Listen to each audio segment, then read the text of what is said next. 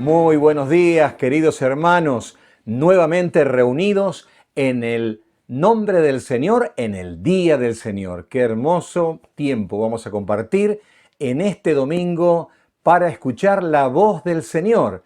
Un cariñoso abrazo a toda la iglesia y a todos los amigos que en este momento nos están viendo y escuchando. Tenemos un mensaje del Señor para tu vida, así que va a ser muy importante en esta mañana que puedas abrir tu corazón y decirle al Señor que hable a tu vida y a tu necesidad. ¿Qué te parece si tenemos una breve oración al Señor? Oramos en este momento. Señor, gracias por este día y por el regalo de la vida. Pedimos en esta hora que bendigas tu palabra a nuestros corazones y abras nuestro entendimiento. Glorifícate en esta mañana, en el nombre del Señor Jesús. Amén. Muy bien, llegamos al capítulo número 6 del libro de Daniel, que se encuentra en el Antiguo Testamento. Este va a ser el último capítulo que vamos a ver de este libro. Luego, la semana próxima, es decir, el próximo domingo, vamos a estar iniciando una nueva serie de estudios. Así que hay que estar muy atentos para seguirla y animo a los hermanos a poder tener siempre un cuaderno para tomar notas, porque es muy importante registrar lo que vamos escuchando, lo que Dios nos va hablando, porque es la forma de retener casi el 80% de lo que escuchamos.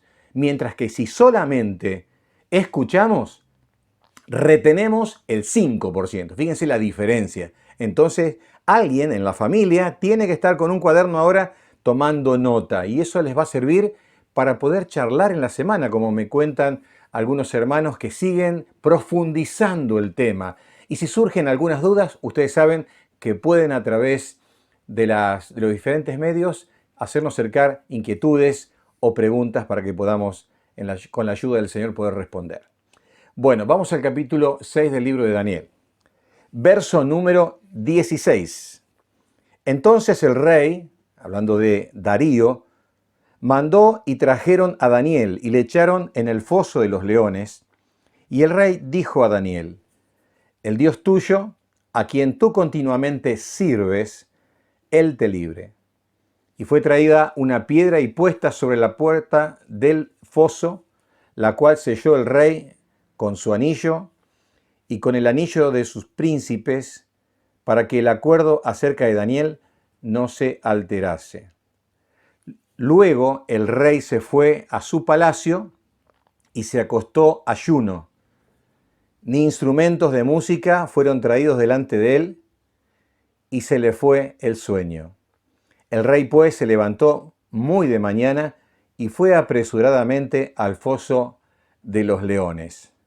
Y acercándose al foso llamó a voz a Daniel con voz triste, y le dijo: Daniel, siervo del Dios viviente, el Dios tuyo, a quien tú continuamente sirves, ¿te ha podido librar de los leones?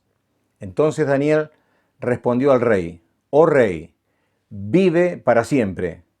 Mi Dios envió su ángel, el cual cerró la boca de los leones, para que no me hiciesen daño, porque ante él fui hallado inocente, y aún delante de ti, oh rey, yo no he hecho nada malo.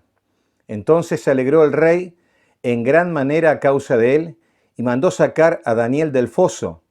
Y fue Daniel sacado del foso, y ninguna lesión se halló en él, porque había confiado en su Dios. Y dio orden el rey, y fueron traídos aquellos hombres que habían acusado a Daniel, y fueron echados en el foso de los leones ellos, sus hijos y sus mujeres, y aún no habían llegado al fondo del foso cuando los leones se apoderaron de ellos y quebraron todos sus huesos. Que Dios bendiga su palabra a cada una de nuestras vidas. Ustedes luego pueden leer todo el capítulo. Por cuestiones de tiempo leemos solamente una parte. Pero vamos a seguir ubicándonos. Ustedes se acuerdan que en el capítulo número 5 había estado terminando el imperio caldeo, y aquí estamos ya en el imperio medo-persa.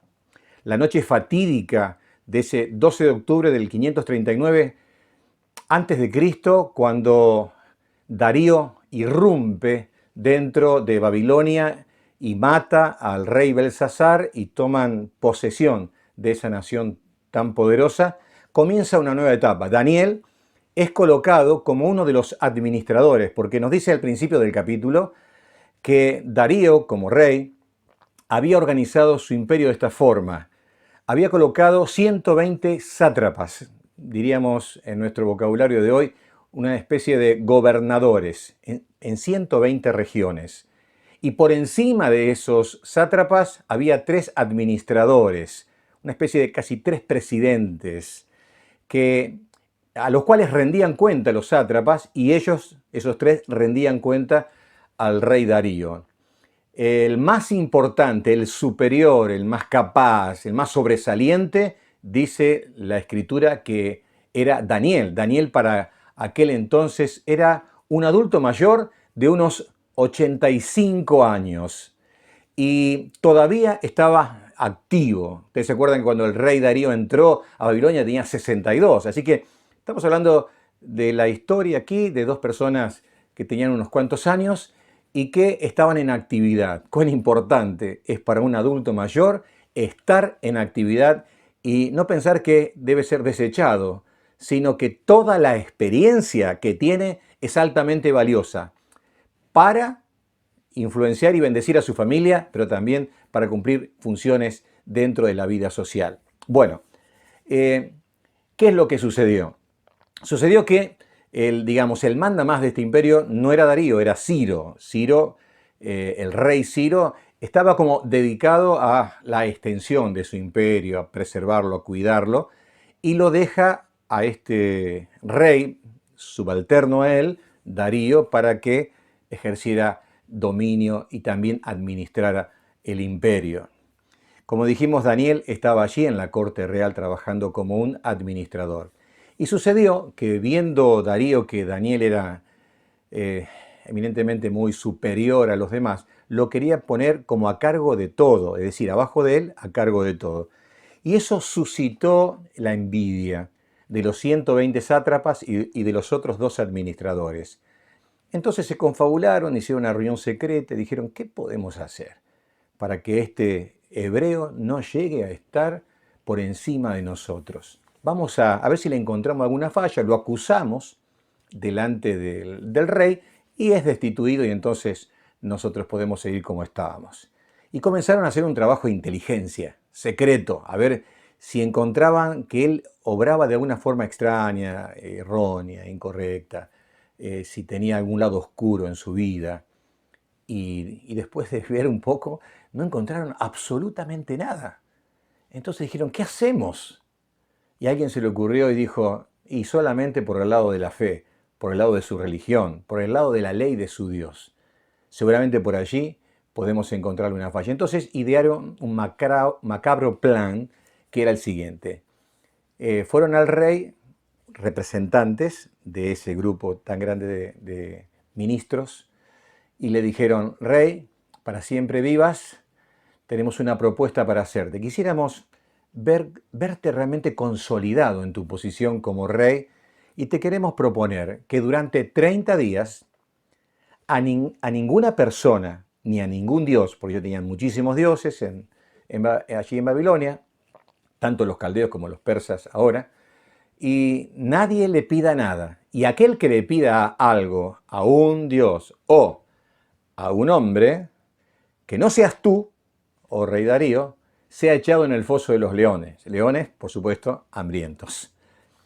Y el rey, tocado en su ego, en su soberbia, porque en cierta forma los emperadores y los reyes de aquel tiempo se creían como que eran una especie de representante, casi dioses, de los dioses en los cuales se creían. Y en cierta forma se vio como halagado y dijo, bueno, se va a tributar reconocimiento divino hacia mi persona. Y este hombre cometió el gran error de decir sí y se firma el edicto real. Los medos y los persas tenían esta característica en sus edictos. Ustedes podrán recordar la historia de la reina Esther, cuando salió el edicto de exterminio de los judíos, ¿se acuerdan? Que eso no se podía derogar de la misma forma. Este edicto no se podía revocar. Así que se tenía que cumplir sí o sí, y el rey como que cae en una trampa. Entonces, ellos vieron que Daniel tenía un hábito, el hábito de la oración, y lo fueron a espiar. Y bueno, en el momento en que él estaba orando, lo agarran infraganti en la acción de orar a Jehová, el único Dios, y entonces dijeron, bueno, tenemos la evidencia y los testigos de que este hombre estuvo durante esos 30 días pidiéndole algo a un Dios que no era Darío. Entonces van y le llevan la noticia a Darío, y Darío tenía un aprecio, se imaginan ustedes, súper especial por Daniel, por lo idóneo que eran las funciones. Y trató durante todo ese día de a ver si lo podía librar, pero como la ley decía que no se puede revocar, derogar una ley que estaba sancionada desde el reinado del emperador, entonces, bueno, tuvo que dar la orden de que lo echasen al foso de los leones, y aquí comienza la historia de lo que acabamos de leer hace un instante. Bueno, en esta mañana tenemos un precioso mensaje para compartir con todos ustedes, de ver la forma en que soberanamente, siempre soberanamente en este libro, el Señor obra en favor de su pueblo y en favor de sus hijos. Lo primero que quiero decirte en esta mañana, Dios está de tu lado. El Señor siempre quiere tu bien. El Señor te ama, quiere ayudarte y nunca te va a dejar solo. Él siempre está presente porque Él te tiene grabado en su corazón. Acordate que dice el Señor que Él nunca nos va a desamparar, nunca nos va a dejar, y especialmente en momentos difíciles como los que vivió aquí Daniel y como lo que tal vez estás viviendo vos o alguien cercano a vos. El Señor está presente. Es muy importante, y lo vamos a decir al final, que podamos reconocer la necesidad de tener una relación personal e íntima con este Dios, que Él está siempre para darnos su mano y brindarnos su ayuda. Los 6 capítulos que vimos, los primeros 5 dentro del Imperio Caldeo, de los cuales 4 estuvo Nabucodonosor como rey, ahora el 6º, el Imperio Medio Persa, pero siempre dentro de esos 2 imperios había un grupo de hebreos piadosos, temerosos de Dios, apartados del mal.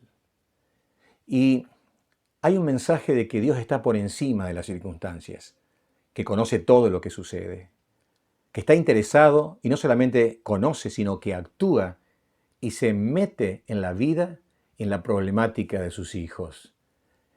Los primeros 6 capítulos del libro de Daniel eran todo un mensaje para una nación entera hebrea, que ahora estaban esparcidos, Jerusalén estaba destruida, el templo estaba destruido, pero el pueblo de Dios seguía siendo el pueblo de Dios. Es entonces que el Señor les estaba diciendo, así como protejo a hombres como Daniel, Mesac, Sadrac, Abednego, así como me manifiesto como Señor de la historia y de los imperios, yo estoy con ustedes para acompañarles y para ayudarles. Era un mensaje de aliento, ¿eh? Como decíamos hoy, también lo es un mensaje para nosotros. Dios no es un Dios ausente, es un Dios presente, aunque no le veamos. Pero tenemos que afinar nuestra visión, porque Él siempre está. Vamos a ver las cualidades y las características de vida que tenía Daniel, de lo cual vamos a tomar ejemplo para nuestra vida. Evidentemente, no podemos vivir como nosotros queremos, ni podemos esperar que el Señor nos bendiga y nos ayude, pero a su vez viviendo nuestra vida como nosotros queremos. Vieron que cuando Darío va a preguntarle a Daniel si Dios lo había librado del foso de los leones, él dijo, Dios mandó a su ángel, porque él no vio que yo hice nada malo. Es decir, él tenía una conciencia limpia de que vivía de acuerdo a las normas y a las exigencias de Dios para su vida. Y dijo, yo no hice nada malo. Realmente el Señor vino a ayudarme. Y esta es una lección que podemos aprender de la vida de Daniel, que la integridad, la vida recta tiene sus frutos y tiene muchísimas bendiciones. Pero veamos algunas cosas en la vida de Daniel. Por ejemplo, fíjense ustedes, en el capítulo 6, vamos a ir a los versículos iniciales, podemos leer en el verso número 2, dice, y sobre ellos 3 gobernadores, de los cuales Daniel era uno, a quienes estos sátrapas diesen cuenta para que el rey no fuese perjudicado. Pero Daniel mismo era superior a estos sátrapas y gobernadores, porque había en él un espíritu superior, y el rey pensó en ponerlo sobre todo el reino. Entonces los gobernadores y sátrapas buscaban ocasión para acusar a Daniel en lo relacionado al reino, mas no podían hallar ocasión alguna o falta, porque él era fiel y ningún vicio ni falta fue hallado en él. Una de las cosas que vemos en Daniel es que él era una persona íntegra. Aquí se usa la palabra fiel, en otras versiones de la Biblia se usa la palabra honrado, honesto. Él era una persona íntegra, es decir, íntegro significa alguien que está completo, que está pleno. La palabra íntegro viene de una palabra latina que significa algo que no se toca, es decir, tiene todo. Como cuando uno encuentra una reliquia y dice, está íntegro, porque tiene todas las piezas originales. Bueno, Daniel era íntegro porque tenía la expresión de todas las virtudes que se pueden encontrar y que son realmente valiosas en una persona. No era alguien que podía ser un muy buen administrador, pero mentiroso, por ejemplo. No. Él era un buen administrador, pero era veraz. Es decir, la persona íntegra es alguien que en todas las facetas de su vida muestra atisbos de honradez. Es una persona que merece nuestro respeto. Es una persona honrosa realmente. ¿Por qué? Porque no hay falsedad en él, ¿no? Y es muy importante esto, porque la integridad tiene que ver con el carácter, no tiene que ver con el conocimiento, tiene que ver ni tiene que ver con las habilidades, tiene que ver con el carácter. El carácter tiene que ver con lo que yo soy adentro. El carácter es el componente de nuestra personalidad que se va transformando, se va modelando y que se va perfeccionando o degenerando, pero es moldeable. Y es algo que nosotros tenemos que valorar muchísimo y examinar muchísimo para ver cómo está nuestro corazón. Es hablar de la parte interior nuestra.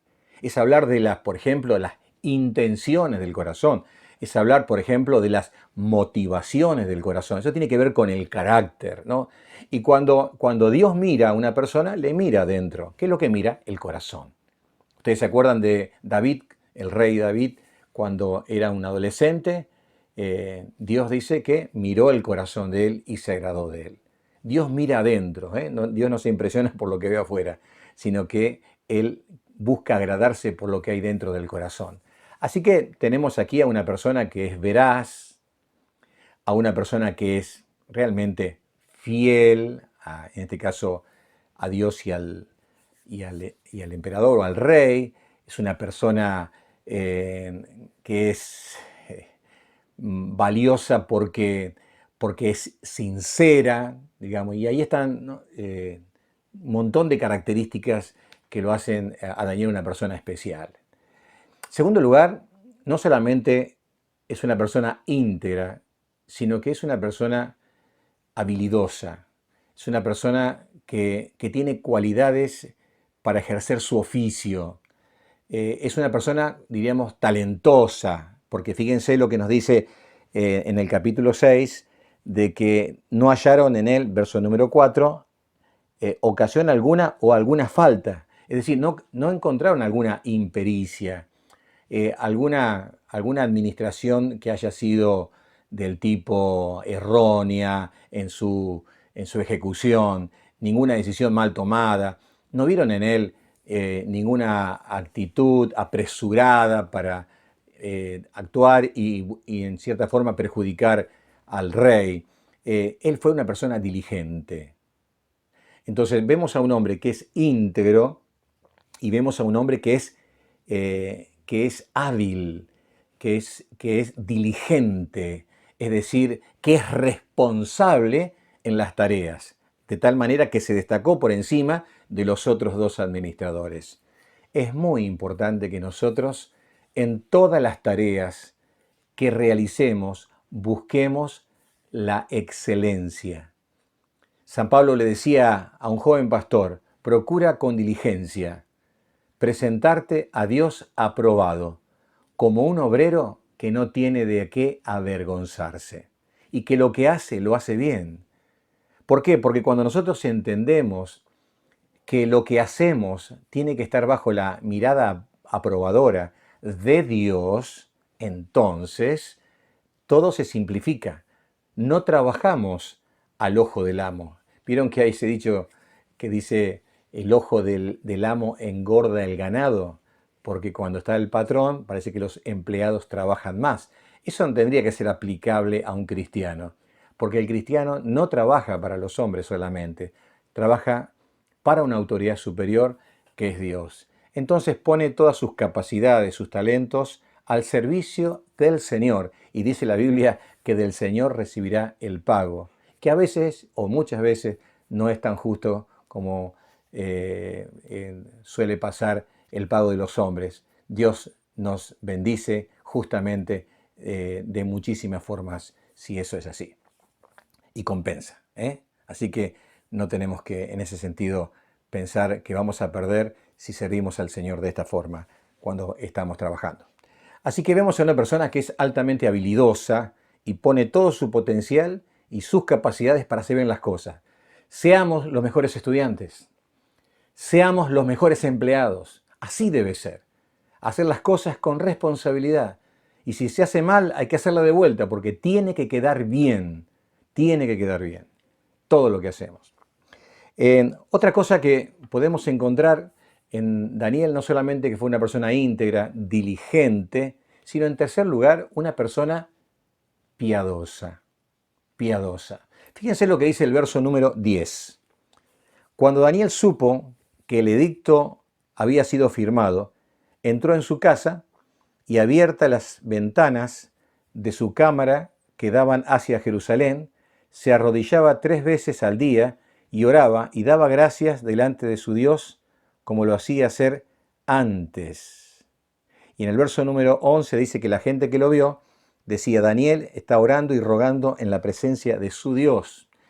Él tenía un hábito y los hábitos son realmente hermosos poder practicarlo y los buenos hábitos, por supuesto.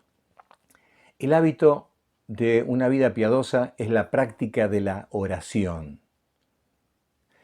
Y Daniel lo hacía todos los días. Y dice aquí la Escritura que lo solía hacer 3 veces al día. Es muy importante que nosotros nos autoimpongamos el hábito de la oración y de apartar un tiempo durante el día. No tiene que ser 3 veces, pueden ser 2, puede ser 1, pero el espíritu de oración tiene que estar permanente. Como dice 1 Tesalonicenses capítulo 5, orando sin cesar. Eso significa que están en una continua conexión con el cielo para hablar con el Señor. Pero nada nos quita de que podamos irnos a nuestro dormitorio, cerrar la puerta y allí ponernos a orar y tenerlo como un hábito en nuestra vida. Él no solamente oraba, sino que lo hacía en forma reverente, porque dice que él se ponía de rodillas. Y tenemos que practicar el hábito de la oración, pero también de esta forma. Así que nos encerramos en un lugar, nos ponemos de rodillas para que nuestro cuerpo acompañe el espíritu de humildad y de humillación ante la presencia del Señor. Y de esta forma es como que nos entregamos a nuestra práctica de oración. Otra cosa que él tenía en su oración era que lo hacía en su dormitorio, lo hacía de rodillas, dice con las ventanas abiertas, porque mirando hacia Jerusalén, él sabía que allí estaba el templo, aunque destruido, y estaba la ciudad de donde había venido, pero él lo hacía orando y alabando a Dios, dando gracias a Dios. Y dice que él lo hacía con oración y con ruegos. Qué importante es la actitud con la cual nosotros nos acercamos a Dios. Orar es una cosa, rogar ya es cuando estamos pidiendo algo que realmente lo sentimos, y seguramente él cuando estuvo orando al Señor tuvo ese ruego que salió de lo profundo de su corazón y lo hizo de esta manera. Pero alabó al Señor, a pesar de que la situación realmente era difícil y que él tenía que enfrentar la misma muerte. Si Dios lo pedía y Dios lo aceptaba de esta forma, él iba a tener que morir por causa de su fe. Pero él se puso de rodillas y alabó al Señor. Tenemos que tener en nuestro corazón, a pesar de las circunstancias que tengamos que vivir, la gratitud al Señor por todo lo que Él hace y todo lo que ha hecho en nuestras vidas y por todo lo que va a hacer siempre, como decíamos al comienzo, en favor nuestro. Así que vemos en Él que fue una persona realmente piadosa. Y en cuarto lugar, vemos otra característica en Él. Él fue una persona fiel a Dios, porque estuvo dispuesto a pagar el costo de obedecer a Dios. El mandamiento era, no tendrás dioses ajenos delante de mí. Y él no se iba a postrar o no iba a ir a pedirle a un emperador lo que él estaba acostumbrado a pedírselo únicamente al Dios de los cielos. Así que él estuvo dispuesto a vivir el riesgo de obedecer a Dios, cueste lo que cueste. Y eso habla de su compromiso espiritual que ya había tomado en el capítulo número 1, verso 8, cuando él dice que él propuso en su corazón no contaminarse. ¿Se acuerdan? Nosotros tenemos que vivir de acuerdo a la fe que profesamos. No podemos decir algo, pero luego hacer lo contrario. Tiene que haber una coherencia entre lo que pensamos, entre lo que decimos y entre lo que hacemos. Así que él profesó siempre una fe en el Señor y en este momento, aunque le cueste la vida, como dijo San Pedro y Juan, el apóstol, es necesario obedecer a Dios antes que a los hombres. Así que él dijo, bueno, está prohibido, pero hay una autoridad mayor a la cual yo quiero someterme. Una autoridad que es mayor que la del rey. Es la autoridad de Dios. Así que, aunque me cueste la vida, estoy dispuesto a obedecer a ese Dios. Y se puso de rodillas delante de ese Dios. Así que hay un compromiso, una persona fiel a Dios. Y por último, una persona de fe, una persona que practicó la confianza en Dios, que es algo realmente muy importante, porque esto lo dice, fíjense, el verso número 23, porque había confiado en su Dios, había confiado en su Dios. Ustedes saben muy bien que sin fe es imposible agradar a Dios. El diablo, que es el gran enemigo de Dios, quiere poner en tela de juicio la veracidad de la palabra de Dios y la bondad y el amoroso corazón de Dios hacia nosotros. Tenemos que confiar en el Señor. Tenemos que descansar en el Señor. Tenemos que creer y confiar en su palabra y en sus promesas. Así que este hombre, en medio de esta situación realmente de peligro, en esta situación de riesgo de vida, decidió confiar en el Señor. Tenía su conciencia tranquila y si tenía que morir, moriría.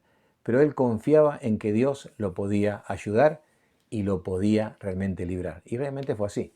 El Señor lo libró. Tal vez en esta mañana no te encontrás en un foso de leones como él. Te encontrás en situaciones con adversarios que son como leones, que te muestran sus garras, te muestran sus dientes y es como que te quieren devorar. Y yo quisiera, para terminar, animarte a que puedas confiar en el Señor si esto es así. Déjame mencionarte solamente tres posibles leones, por ponerle un nombre. El primer león yo le llamaría sentimientos tóxicos. Y déjame pensar en dos sentimientos tóxicos, menciono de los tantos que podrían haber. Uno es el sentimiento de culpa. Para mucha gente, la culpa es una generadora de profunda angustia y tristeza. La culpa tiene que ver con cosas que nosotros hicimos en el pasado y que la mente trae al presente y una voz nos acusa y nos hace sentir mal, nos trae angustia y tristeza. Hay forma de vencer el león de la culpa. El sentimiento de culpa puede salir de nuestra vida cuando nosotros reconocemos nuestra culpa delante de Dios, nuestros pecados. Y si nosotros realmente cometimos errores, porque no nos podemos hacer cargo de cosas que no cometimos, ¿verdad? Eso sería una culpa ficticia. Pero si la culpa es real, la Biblia nos enseña que la sangre de Jesucristo que derramó en la cruz por nosotros tiene poder para limpiarnos de todos nuestros pecados. Y si confesamos nuestros pecados a Dios, Dios perdona nuestros pecados. Y Dios borra el pecado de nuestra vida, limpia nuestro corazón, limpia nuestra mente y limpia nuestra conciencia de tal forma de que sentimos el alivio y la paz del perdón. La forma de combatir el león de la culpa es a través del arrepentimiento y del pedido de perdón al Señor, que es a quien hemos ofendido. Y Dios dice que es amplio en perdonar. Dios perdona nuestros pecados. En segundo lugar, quisiera pensar no solamente en la culpa, sino en la ansiedad. La ansiedad tiene que ver con algo que yo sé que tengo que enfrentar o posiblemente tenga que enfrentar, pero que al pensar en eso me causa preocupación, también me causa angustia, me inquieta, genera en nosotros miedo y estamos en un estado como de incertidumbre a ver qué es lo que va a pasar y perdemos toda paz interior. La culpa es destructiva, el sentimiento de culpa, el sentimiento de ansiedad también. Y la ansiedad se combate con la confianza en Dios, volcando al Señor aquello que me causa preocupación y ansiedad. Dice el Señor, echando toda ansiedad sobre Él, porque Él tiene cuidado de vosotros. Tenemos que venir con nuestra ansiedad y decirle, Señor, aquí está esto. Esto que realmente me pone mal, me hace sentir triste. Yo lo vuelco a ti, Señor. Y volcándoselo al Señor, confío en que Él algo va a hacer. Que no me va a dejar solo con el problema, sino que Él va a estar conmigo para ayudarme. Si te sentís que hay sentimientos tóxicos, dañinos, que son como leones con sus garras que te están consumiendo y te traen tristeza, depresión, aún pudiste haber pensado en quitarte la vida o en perder las ganas de vivir, en bajar los brazos y en abandonarte. Yo te quiero decir que el Señor cierra la boca de esos leones, el Señor te cuida y te preserva, y así como envió su ángel para librar a Daniel, de la misma forma te va a ayudar a vos para que salgas adelante. En segundo lugar, quisiera pensar en otro león que también ruge con mucha fuerza, y es la enfermedad. Cuando se toca nuestra salud, nuestra vida se conmueve. Pero aún Dios es Señor de la enfermedad. Y si algo ha llegado a nuestra vida es porque Dios lo ha permitido con un propósito. Tal vez para enseñarnos algo. Tal vez para que descubramos algo de Él. Tal vez para que nos encontremos con Él. Tal vez para santificar y purificar nuestras vidas. Y para traernos una bendición que de veras va a ser importante para nosotros y altamente beneficiosa. La enfermedad en las manos de Dios se transforma en un mensajero de bendición. Y Dios puede también cerrar la boca de esa enfermedad ¿para qué? Para que no nos destruya. Estamos en las manos del Señor y podemos confiar como lo hizo Daniel, sabiendo de que Él tiene el control absoluto de todo lo que le pueda pasar a nuestro cuerpo. Y cuando Dios decida que la enfermedad será el medio por el cual nos iremos al encuentro con Él en el cielo, esa decisión va a ser irrevocable del Señor y será el momento en que Él nos llame a cada uno de nosotros. Y en tercer lugar, y con esto termino, tal vez el león con sus garras no sean sentimientos dañinos, no sea una cuestión de salud, sino tal vez sea una cuestión de escasez, de carencia. Esta situación de cuarentena nos ha tenido a nosotros con limitaciones de recursos para contar. Hay que pagar deudas, hay que alimentar a la familia, hay compromisos que se han tomado anteriormente y esta situación es muy difícil para todos. Ahora, déjame darte una noticia. Dice la Biblia que Dios dice, mío es la plata y mío es el oro. Dios es el dueño de todas las cosas. Y dice la Biblia también, joven fui y he envejecido, y no he visto justo desamparado, ni su descendencia que mendigue pan. Dios no desampara al que es justo, y sus hijos no tienen que ir a golpear la puerta para pedir comida a los demás, porque Dios, que alimenta a las aves del cielo, también alimenta a sus hijos.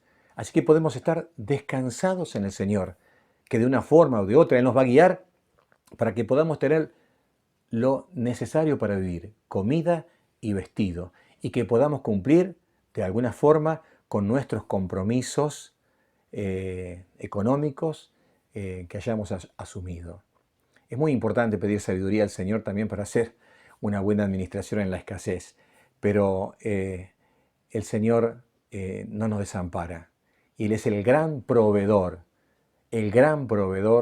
de sus hijos. Por eso tenemos en esta mañana un hermoso ejemplo en la vida de Daniel, alguien que confió en Dios, alguien que fue íntegro, una persona que fue diligente, una persona que fue piadosa, que fue fiel a Dios y que puso toda su confianza en el Señor. A la hora de la prueba, el Señor fue su fortaleza y lo ayudó a salir del foso de los leones. En esta mañana vamos a orar al Señor. Si te sentís acorralado por esas amenazas externas, vamos a volcar nuestra confianza al Señor y pedir su auxilio y su bendición para nuestras vidas. Oramos. Señor, en esta mañana te damos gracias por tu palabra y el ejemplo maravilloso de Daniel que puso su confianza y su fe en ti. Quisiéramos en esta mañana colocar ante ti nuestras emociones, nuestros sentimientos, para que tú los tomes, Señor, y podamos disfrutar de la paz de tu presencia en nuestro corazón, para que no nos sintamos turbados, sino tranquilos enfrentando lo que haya que enfrentar. Señor, presentamos ante ti los enfermos, para que podamos confiar que nuestra salud está en tus manos y que tú tienes el control de todas las cosas. Tú eres nuestro ayudador. Y también, Señor, en esta mañana por las personas que están en situación de escasez, que han perdido sus trabajos, que tienen problemas para pagar sus compromisos, te pedimos tu provisión y tu auxilio, que podamos confiar que tú abrirás nuevas puertas, nuevos trabajos, aumentos de sueldo, ayuda de parte tuya, buena administración. Bendice cada una de nuestras vidas, Señor. Danos esa fe que necesitamos para enfrentar todo. En el nombre del Señor Jesús. Amén.